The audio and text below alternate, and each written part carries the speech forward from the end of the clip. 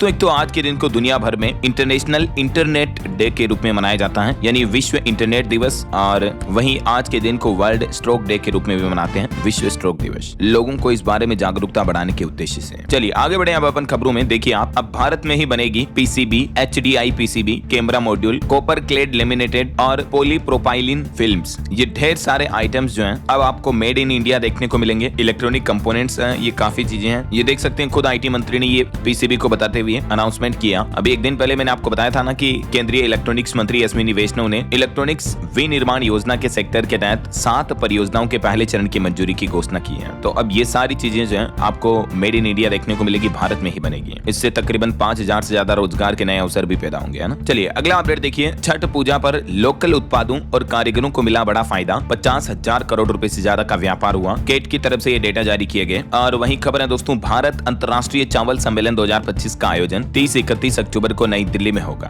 और अभी देश के वाणिज्य मंत्री पीयूष गोयल ब्रसेल्स की यात्रा पर हैं। भारत और यूरोपीय यूनियन मुक्त व्यापार समझौते पर तेजी लाने का भी आह्वान किया। खबर है, विकास और स्थिरता का संगम बना हमारा देश भारत। वित्तीय क्षेत्र में 65,000 करोड़ का हुआ विदेशी निवेश भी। FDI को लेकर ये रिपोर्ट सामने आ रही है। बीते कुछ महीनों में कई बड़े विदेशी बैंकों और वैश्विक वित्तीय संस्थानों ने, जैसे एमिरेट्स, NBD, ब्लैकस्टोन समेत कई सारे इंटरनेशनल ऑर्गेनाइजेशन ने भारत में अच्छा खासा निवेश यानी इन्वेस्टमेंट किया है, तकरीबन 65,000 करोड़ रुपए के लगभग। और कुछ अलग अलग बैंकों में भी ये इन्वेस्टमेंट देखने को मिला। और बैंकिंग क्षेत्र में इतने विदेशी निवेश के बीच एक मीडिया रिपोर्ट्स तो ये भी आ रही है कि सरकारी बैंकों में भी 49% तक विदेशी निवेश की मंजूरी दे सकती है सरकार। FDI को बढ़ावा देने के लिए भारतीय रिजर्व बैंक RBI इस मुद्दे को लेकर वित्त मंत्रालय से भी चर्चा कर रहा है, क्योंकि दुबई के एमिरेट्स NBD ने हाल ही में RBL बैंक में 60% हिस्सेदारी खरीदने की इच्छा जताई है। और भी कई सारे बैंक हैं जिन्होंने भारत के बैंकिंग सेक्टर में अच्छा खासा निवेश किया है। चलिए अगली बड़ी खबर देखिए। Guys, something really funny happened right now. I was going through my portfolio. There was a guy sitting in the background.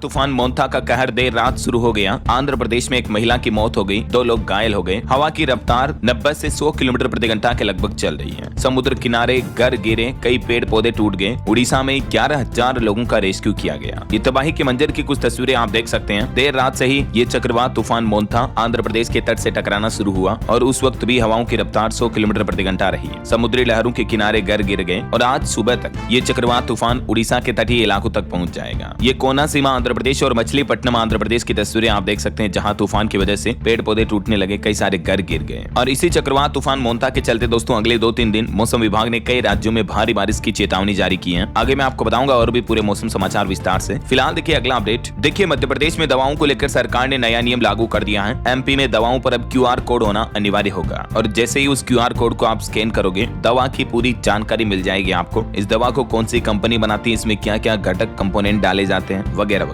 मतलब उस QR कोड से उस पूरी दवा की, उस कंपनी की पूरी कुंडली आप देख पाओगे, समझ रहे हो। हाल ही में आपको बताऊंगा मध्य प्रदेश में बच्चों से कफ सिरप के मौत के मामले सामने आए। उसके बाद अब सरकार ने दवा आपूर्ति की निगरानी को और मजबूत करने का निर्णय लिया है। इसके अलावा स्वास्थ्य विभाग का यह भी कहना है कि इस कदम से नकली और मिलावटी दवाओं पर भी रोक लगाने में काफी मदद साबित होगी। दवाओं पर बारकोड सिस्टम से किसी भी तरह की दवाओं की ट्रैकिंग ट्रेसिंग करना आसान हो जाएगा, राइट। और मध्य प्रदेश राज्य देश का ऐसा पहला राज्य बन चुका है जहां सरकारी अस्पतालों में सप्लाई होने वाली सभी दवाओं पर भी ये barcode system, QR code system लगाया जाएगा, समझ रहे हो। अभी पहले चरण में 1200 तरह की दवाओं पर GS1 सिस्टम लागू होगा, जिसमें आपको ये डिटेल्स देखने को मिलेगी, देख सकते हैं आप, है ना। और चलिए अगला अपडेट देखिए दोस्तों। भारत की औद्योगिक उत्पादन वृद्धि दर बीते महीने सितंबर में 4% रही, जिसमें वाहन, इलेक्ट्रॉनिक सामान क्षेत्र का दमदार प्रदर्शन देखने को मिला। वहीं नीति आयोग ने अपनी एक रिपोर्ट में बताया कि घरेलू आर्थिक उत्पाद में सेवाओं का बड़ा योगदान है। पिछले क्षेत्रों में सेवा कारोबार का भी विस्तार हुआ है, 55% तक योगदान रहा इसमें। भारतीय रिजर्व बैंक RBI से एक अपडेट आ रहा, सरकारी खर्च के लिए बॉन्ड बिक्री से 32,000 करोड़ रुपए जुटाएगी केंद्र सरकार। 31 अक्टूबर को होगी इसकी नीलामी। भारत सरकार की तरफ से एक नीलामी के माध्यम से 4 दिनांकित प्रतिभूतियों की बिक्री की घोषणा की है। तो RBI के पोर्टल पर आपको ज्यादा डिटेल्स देखने को मिल जाएंगी। 5,000 करोड़ से लेकर 11,000 तक के बॉन्ड्स जारी किए जाएंगे गवर्नमेंट की तरफ से, है ना। चलिए अगला अपडेट देखिए। खाद पर 38,000 करोड़ की सब्सिडी को मंजूरी दी। केंद्र की नरेंद्र मोदी सरकार ने किसानों को बड़ा तोहफा दिया है। केंद्रीय मंत्रिमंडल की कैबिनेट बैठक हुई बीते दिन और इसमें सरकार ने रबी फसल सीजन के लिए फास्फोरस और पोटास यानी खाद उर्वरक सब्सिडी के लिए 37,952 करोड़ रुपए की मंजूरी दे दी है। तो कहने का मतलब फर्टिलाइजर, डीएपी खाद वगैरह पर किसान भाई लोगों को जो है ये सब्सिडी का फायदा मिलता रहेगा, सस्ती खाद मिलती रहेगी उनको, है ना। अच्छा, इसके अलावा भी केंद्रीय कैबिनेट बैठक में कुछ और बड़े फैसले लिए गए। एक तो कृषि मंत्रालय ने तेलंगाना समेत 4 और राज्यों से 15,000 करोड़ रुपए की खरीफ फसलों की खरीद योजना को भी मंजूरी दे दी है। तेलंगाना, उड़ीसा, महाराष्ट्र और मध्य प्रदेश, इन राज्यों के किसान भाई लोगों को अब एमएसपी पर